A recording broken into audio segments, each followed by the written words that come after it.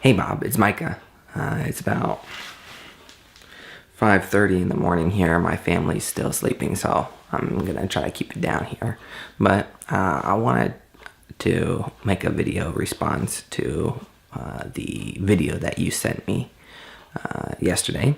And so first of all, I want to start off by saying thank you for giving me the opportunity to talk to you. I'd also like to tell you that I'm very grateful for the work that you and Tom Woods and other people at Mises.org do to educate people about economics and anarcho-capitalism. I remember when I first went to Mises.org was around the time after, no, it was during the 2008 presidential elections with Ron Paul. And I remember Ron Paul cured my apathy, as it were.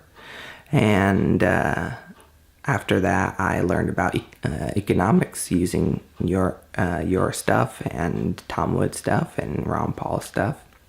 I read Murray Rothbard and lots of other books as well. Economics in One Lesson, Hazlitt. So I would just like to say that I am very grateful for the work that you all do. And so I hope that we can have a good exchange here, and I hope I can send some positive energy your way. Anyway, so if I understand, let me just first start by summarizing what I think you said in the video. I think what you said was essentially that why would I want to do something that I feel is immoral by voting for someone that I don't agree with completely, if I don't, or agree with at all. If I don't, why would I do something that I feel is immoral, especially given the fact that voting is essentially worthless. It's unlikely that your individual vote will count for anything, and that basically it's more likely that your vote will just be canceled out by some other person's vote. And also, you said that education, rather than political action or voting, is more important and probably more useful use of your time rather than the political action stuff. So first, I want to start with agreeing with you on that point, that education is essential. It's the most important thing that we can do, no matter how you look at it. Whenever you think for a long time about how to fix the problems that we see, the only conclusion you can come to is that you have to educate people, and it requires educating the individual and starting a change from the ground up, rather than trying to make political action where one person at the top changes the culture and it trickles downward. I think we both understand that education requires that. I think real change requires educating the individual, and that is in one part very optimistic and one part very pessimistic, because it's very optimistic that you can change individuals, but it's also very pessimistic in that there are a lot of individuals that you have to change in order to make a greater change in society. But on that point, I do believe that education is probably the most important thing that we can do. Now, I would like to say that voting, considering the time and effort that it requires, it's unlikely that it's going to cost you very much in time and effort to vote at all. But of course, voting also It also implies that you looked up something about the candidate that you're voting for and are voting for that candidate based off of their merits that you understand. So, of course, there is some time and effort that is required to learn about the candidate for yourself. So I understand your point that it could take time to learn about the candidate before you vote. So let me make a counter argument to what you said.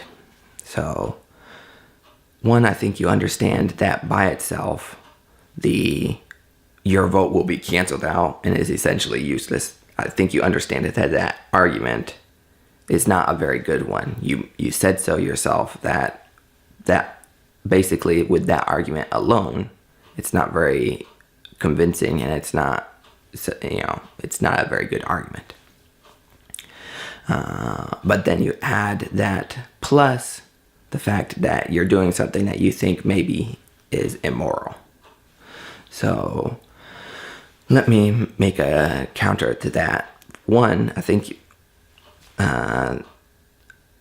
your vote is often canceled out. That's the most likely scenario, is that it will be canceled out. But it doesn't mean that voting itself is useless just because your vote is more likely to be canceled than to be the decision-making vote.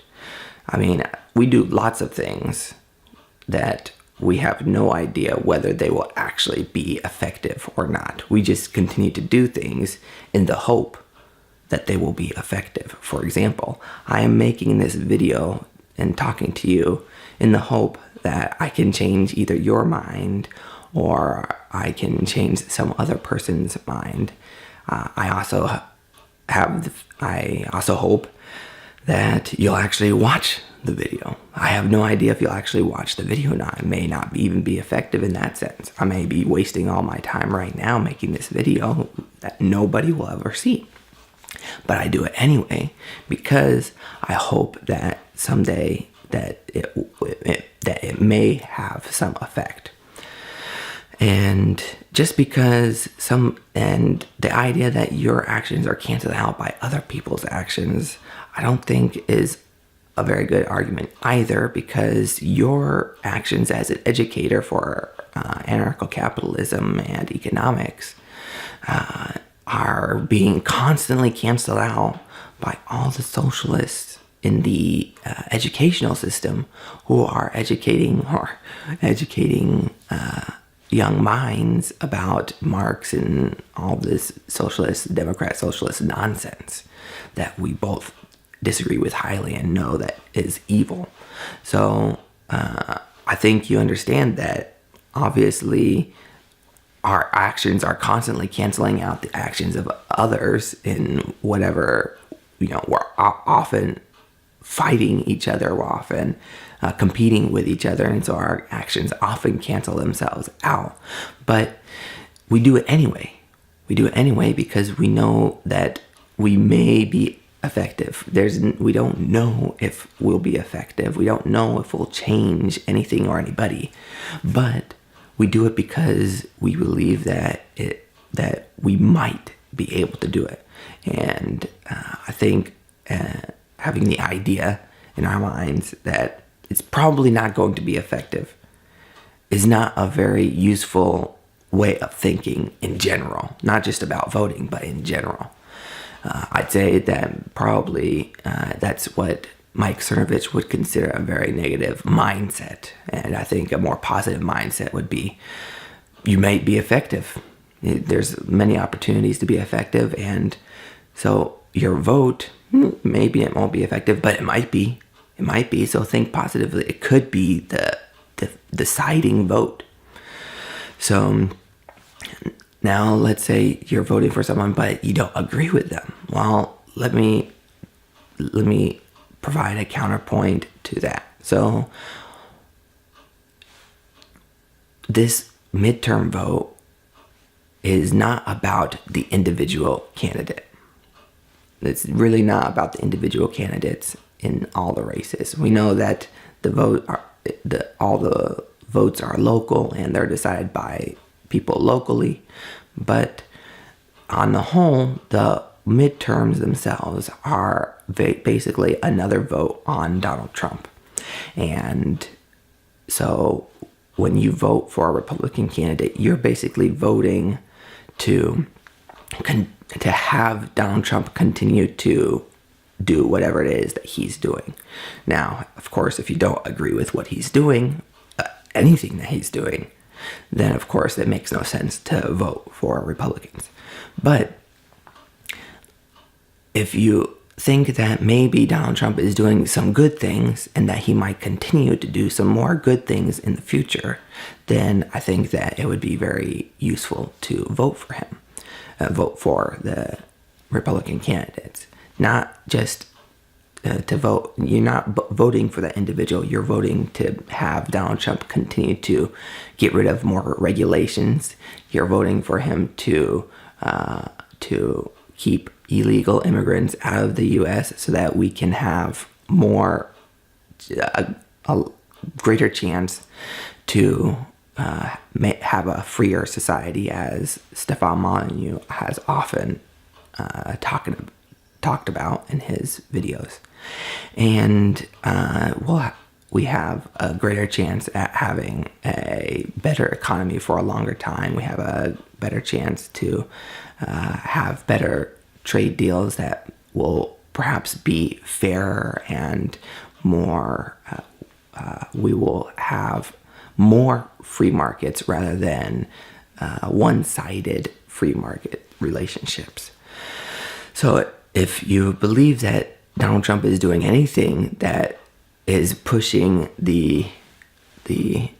pushing us towards freedom, then it would be useful to vote for a Republican in this midterm. Also, if you believe that a vote for a Republican is a vote away from the SJW nonsense, the evil, the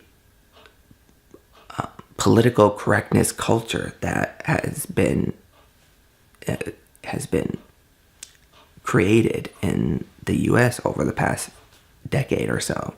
If you believe that a vote for him, a vote for the Republicans, is a vote away from the crazed nonsense that we see on the far left, and if you believe that it's a vote away from Antifa, then I also think that your vote will be effective and useful in that sense, because this vote is about Donald Trump, and it's about that. It's about the violence. It's about the political correctness. It's about the SJW nonsense. It's about a vote away from that.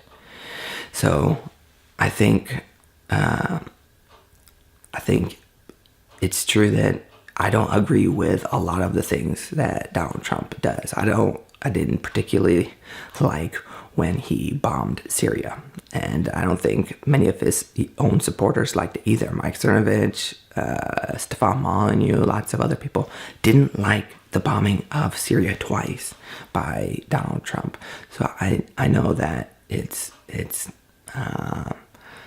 I know that tariffs, for example, are not a very popular